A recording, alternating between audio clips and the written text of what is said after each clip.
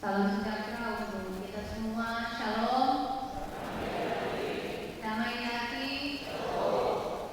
Terpujilah Tuhan Yesus Kristus yang sungguh baik, terus menjaga, melindungi, bahkan memelihara kehidupan kita semua. Bersyukur Tuhan memperkenan kita semua, mulai dari anak sekolah minggu, remaja, pemuda, ibu bapak sampai orang tua yang lanjut usia.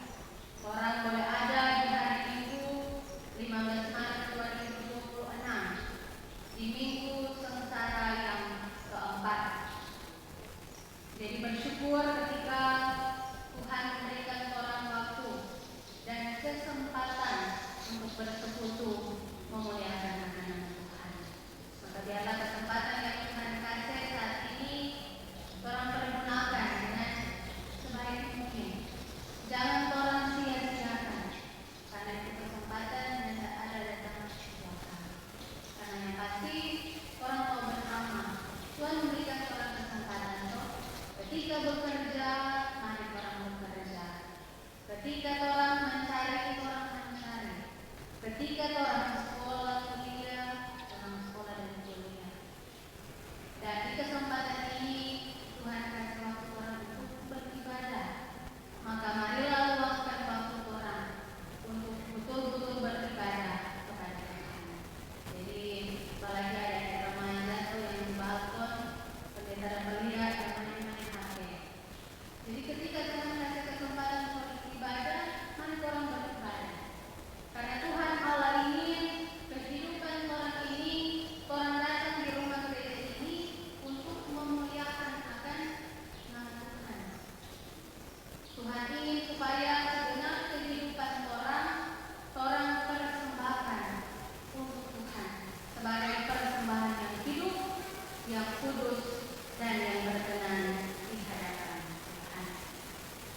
Nah, saudara-saudaraku yang dikasihi dan diberkati oleh Tuhan, dan di minggu sengsara yang keempat ini, sebagai warga gereja Mesir Injil Minahasa, kita dituntun lewat firman Tuhan dalam kitab Injil Markus pasalnya yang ke-14 ayat 32 sampai ayatnya yang ke-42 yang diberikan tema membuat berjaga-jagalah dan berdoalah supaya kamu jangan jatuh ke dalam pencobaan. Nah, saudara-saudaraku, jadi bacaan kita saat ini menceritakan tentang peristiwa ketika Yesus berdoa di taman Getsemani sebelum ia ditangkap. Terjadi pada malam setelah perjamuan malam terakhir, ketika Yesus bersama murid-muridnya keluar dari Yerusalem menuju Bukit Salafon. Dan kisah ini menjadi salah satu bagian yang paling menyentuh dalam Injil, karena menggambarkan pergumulan batin dari Yesus menjelang penderitaan dan kematian. Nah, Getsemani ini adalah sebuah taman atau kebun di kaki Yesus. Nama Getsemani berasal dari bahasa Aram yang berarti tempat memeras minyak kayu. Tempat ini kemungkinan didatangi oleh Yesus dan murid-muridnya untuk beristirahat, tapi juga berdoa kepada Bapa. Jadi pada malam itu Yesus membawa murid-muridnya ke sana untuk berdoa sebelum peristiwa penangkapan terjadi. Ya, memang di saat itu suasana sudah sangat tegang, di mana para imam-imam kepala, para pemimpin agama Yahudi telah merencanakan untuk menangkap Yesus. Bahkan Yudas Iskariot yang adalah salah satu murid Yesus sudah bersepakat untuk mengkhianati Yesus. Dan Yesus sendiri dia mengetahui bahwa saat penderitaannya sudah dekat. Karena itu di Taman Getsemani, Yesus membawa beberapa para murid yaitu Petrus, Yakobus dan Yohanes untuk berjaga-jaga dan berdoa bersama. Nah, disinilah sisi kemanusiaan Yesus yang sangat nyata. Katakan bahwa ada rasa takut dan gentar, bahkan dia berkata bahwa hatinya sangat sedih seperti mau mati rasanya. Dan Yesus pun berdoa kepada Bapaknya dengan sungguh-sungguh. Dia berkata, "Ya Aba, ya Bapa, tidak ada yang mustahil bagimu. Ambillah cawan ini daripadaku, tetapi janganlah apa yang kukehendaki, melainkan apa yang Engkau kehendaki." Nah, cawan dalam doa ini melambangkan penderitaan, penolakan, dan kematian yang akan ditanggung sampai di atas kayu-kayu. Jadi dalam doa tersebut terlihat pergumulan batin Yesus sebagai manusia yang merasa sedih, tetapi itu menunjukkan juga ketaatannya yang sempurna kepada Allah, yang mengutusnya ke dalam dunia menjadi sama seperti orang manusia dan untuk menyelamatkan kita semua. Dan saudara-saudaraku, dan sementara Yesus berdoa dengan pergumulan, ternyata para murid justru tertidur. Tiga kali Yesus mendapati mereka tidak berjaga-jaga. Dan hal inilah menunjukkan kelemahan manusia. Bahkan murid-murid yang paling dekat dengan Yesus pun tidak mampu untuk berjaga-jaga 1 jam bersama-sama dengan Yesus.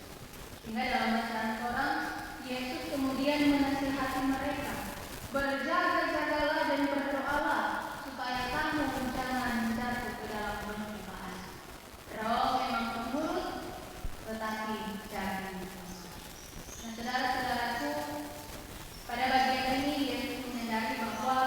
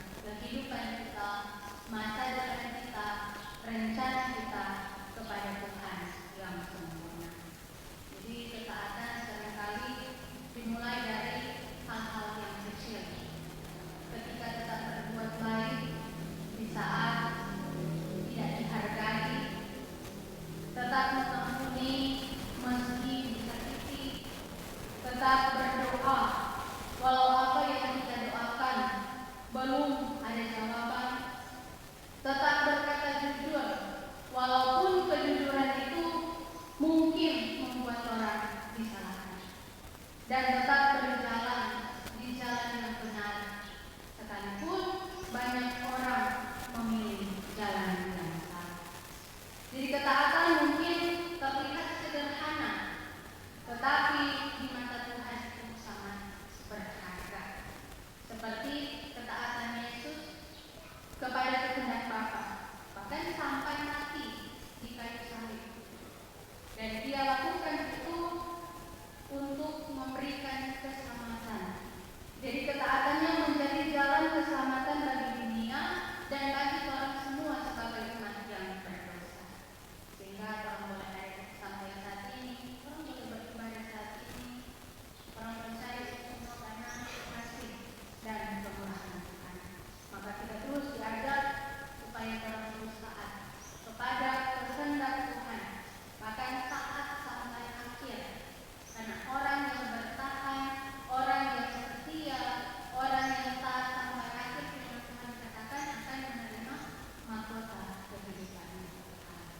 Nah, saudara-saudaraku, dengan yang dikasihi dan diberkati oleh Tuhan, selanjutnya yang kedua, mengajarkan kita untuk berdoa dengan iman. Nah, Yesus dalam pesan saat ini ketika menghadapi pergumulan, Dia berdoa. Dan ini menunjukkan bahwa doa adalah sumber kekuatan iman. Tanpa doa, iman kita menjadi lemah. Tanpa doa, kita mudah berputus asa ketika orang diperhadapkan dalam masalah. Dan ketika orang berdoa, orang berputus asa kepada Tuhan, orang percaya Tuhan akan memberikan kekuatan. Orang akan merasa ada kelegaan, orang akan merasa ada ketenangan, ada damai jiwa. Karena itu saudara-saudara, betapa pentingnya ketika orang mengilakan waktu kita untuk berdoa kepada Tuhan. Di dalam doa ini orang mengungkapkan rasa syukur orang atas kasih, atas berkat Tuhan, tuntunan Tuhan dalam kehidupan orang. Dalam doa ini orang juga membawa segala pergumulan, membawa segala beban-beban hidup kita kepada Tuhan. Dan doa membuat hubungan kita dengan Tuhan semakin erat. Karena doa adalah doa adalah sarana komunikasi seorang dengan Tuhan Allah. Doa adalah jembatan kita, jembatan penghubung antara seorang manusia dengan Tuhan Allah kita. Jadi dalam hal ini kita diajak supaya marilah jangan pernah putus itu doa, itu komunikasi kita dengan Tuhan. Sekalipun orang merasa bahwa kita berdoa bagaimana ada jawaban. Kita berdoa seindah-indah mungkin, sepanjang-panjang mungkin, masih akan tidak ada satupun yang Tuhan jawab, yang Tuhan berikan. Tuhan kita bukan Dia yang tidak jawab, tetapi Dia menjawabnya dengan cara yang berbeda, di waktu yang tepat, atau memberikan yang lebih baik sesuai kehendaknya. Seringkali jawaban Tuhan bukan tidak, melainkan sungguh atau ya, dengan bentuk yang berbeda untuk membentuk iman dan kepribadian kita. Contohkan, Abraham misalnya. Abraham dia berdoa untuk memiliki keturunan di saat usianya yang ke-75 tahun. Tuhan jawab di usianya yang ke-100 tahun. Itu berarti ada 25 tahun. Ini dia Abraham menunggu jawaban dari Tuhan. Dan apakah Tuhan menjawab? Tuhan menjawab. Tuhan menjawab sesuai dengan waktu dan rencana Tuhan. Tuhan menjawab dengan waktu Tuhan, bukan dengan waktu orang manusia. Orang harus percaya bahwa janji Tuhan itu Dia dan amin, pasti akan Dia genapi. Jadi tetaplah setia dalam doa, percaya bahwa Tuhan mendengar dan menjawab dengan rencana yang penuh kasih. Dan seperti doa Yesus dalam bacaan Quran, janganlah apa yang aku kehendaki, melainkan apa yang Engkau kehendaki. Jadi orang berdoa itu berarti orang belajar berserah penuh kepada kehendak Tuhan. Dan dengan kasih Tuhan, ketika orang berdoa pun, orang meminta, orang memohon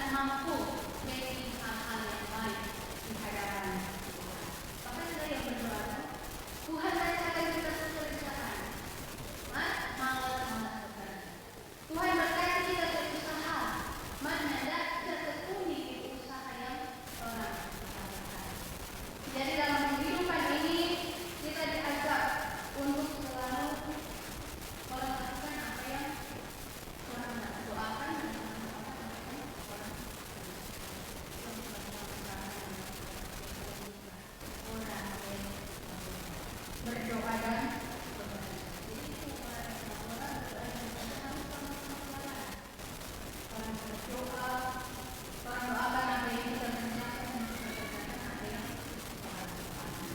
saudara-saudara jemaat yang kasih Tuhan, dan yang ketiga, berjaga-jagalah.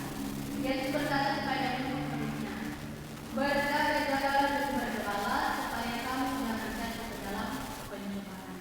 Berjaga-jaga artinya berawas-awas, berhati-hati, bersiap sedia atau waspada terhadap kemungkinan bahaya, gangguan atau situasi yang tidak terduga. Bahkan